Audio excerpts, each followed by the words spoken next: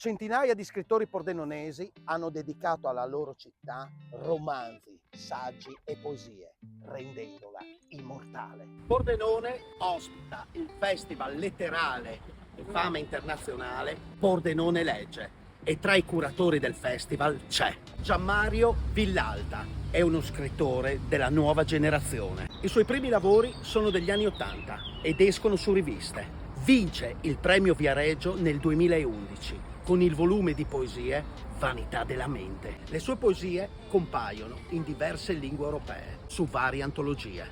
Massimiliano Santarossa, fautore del ritorno del realismo nella letteratura. Ha dato alle stampe molti romanzi e le sue opere parlano della periferia italiana del nord-est. I personaggi vivono un'esistenza ai margini, con parecchio disagio sociale, tra gli anni 90 e i 2000. Nel 2022 Massimiliano Santarossa, insieme a Paola Tantulli, rilevano la casa editrice Biblioteca dell'Immagine, continuando l'opera editoriale. Federico Tavarri è un famoso autore dialettale, apprezzato da vari letterati di fama nazionale. Passa gran parte della sua vita uscendo e entrando dagli ospedali, ma non abbandonando mai la sua città natale. Nei suoi versi emerge un senso di immediatezza e passionalità, qualità tipiche per una vita complessa e problematica.